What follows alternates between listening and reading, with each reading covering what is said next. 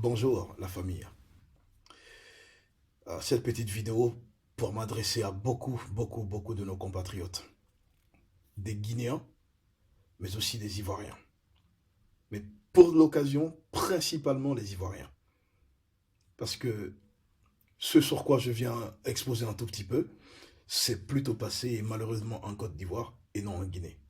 Mais c'est un comportement que nous avons en partage, sans incriminer que ces deux pays, mais beaucoup de pays africains.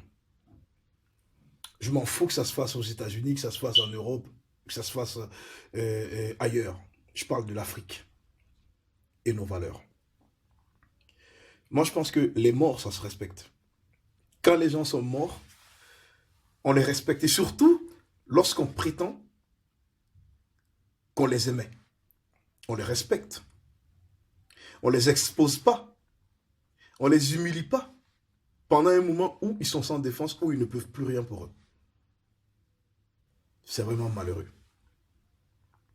Quand Papa Wemba avait connu cette suite malheureuse lors de ce festival à Numambo des magiciens,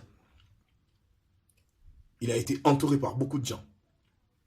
Nous avons été sidérés de constater qu'il n'y avait aucun sécuriste, en tout cas aucune personne qui semblait connaître ce qu'il faisait autour de cet artiste. On n'a quand même vu aucun geste. On a vu les images d'aucune forme de début de sauvetage lorsque Papa Wemba était tombé. Ce qui veut dire que c'est vraiment triste que dans une salle, souvent on peut faire des organisations, on peut faire des concerts, réunir des milliers et des milliers de personnes en cas de problème avec soit un spectateur ou un artiste. On est sûr qu'il peut y rester. Parce que tout simplement, on n'a personne pour essayer de lui apporter, je ne dirais pas les premiers soins, mais en tout cas, les premiers gestes pour sauver sa vie, pour le retenir avec nous au maximum. Lui parler, lui faire du bouche à bouche, s'il ne respire pas, le mettre sur les positions adéquates pour ne pas qu'il s'étouffe, veiller à ce qu'il n'avale pas sa langue, etc., etc., etc. Il y a beaucoup de choses que l'on peut faire. Mais au lieu que les gens se préoccupent de ça, ou tout simplement, au lieu qu'on trouve des gens qui s'y connaissaient en la matière, on a vu pour la circonstance de très bons photographes, grâce au téléphone Android et d'iPhone, de très bons photographes, des gens qui, au lieu d'être marqués par ce qui venait de se passer de si incroyable, en plein concert, le mec est tombé, il a été foudroyé par la mort, les gens n'avaient qu'une seule préoccupation désormais, être les premiers à créer le buzz. Ils l'ont photographié à un moment où il méritait qu'on le respecte, à un moment où il méritait que l'on ne montre pas son visage de la sorte aux gens. Ils l'ont photographié, ils l'ont partagé un peu partout. Non content d'avoir fait ça, c'est Arafat aussi qui vient de quitter le monde des artistes. Il y a quelques heures seulement. Il y a des personnes aussi qui semblent profiter de cette occasion pour créer encore leur buzz sur le dos du défunt. Qui se sont permis de le photographier, qui se sont permis de le montrer, parce que tout simplement, de le montrer de la sorte, parce que tout simplement, ce n'est pas un frère de sang. Parce que ce n'est pas un frère de même mère, ni de même père.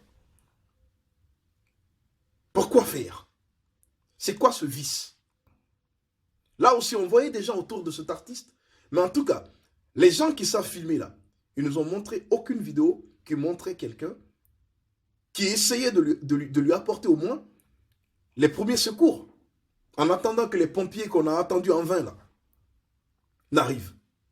On n'a vu personne faire ça. Mais quand même, on a vu beaucoup de gens qui, eux, savaient prendre des photos et qui ont pris des photos, qui ont monté des vidéos, tout et tout, pour créer leur buzz sur YouTube et sur Facebook, un peu partout. C'est quand même extraordinaire. C'est quand même désolant. On est beaucoup trop éveillés maintenant chez nous. C'est quoi cette mode?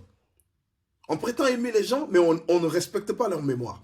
Et très certainement, tous les gens qui sont livrés à ce genre d'actes-là, ce sont des gens qu'on va voir un peu partout se mettre en blanc peut-être dans quelques jours, ou en noir, je sais pas moi, comment ça se passe en Côte d'Ivoire, pour aller, soi-disant, rendre à cet artiste-là un dernier hommage.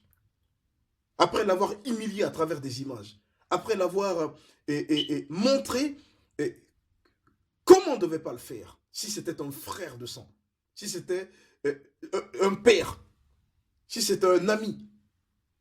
Mais on prétend l'aimer, mais on vient l'exposer de la sorte parce que tout simplement on veut créer son buzz sur son dos. C'est incroyable. Tout le temps, on entend parler dans l'amusement sur les réseaux sociaux, sorcellerie, vampirisme et tout. Ben, il n'y a pas pire vampirisme et sorcellerie que ce genre de pratique, la famille. Il faut que ça cesse parce que franchement, c'est très désolant et ça fout la honte.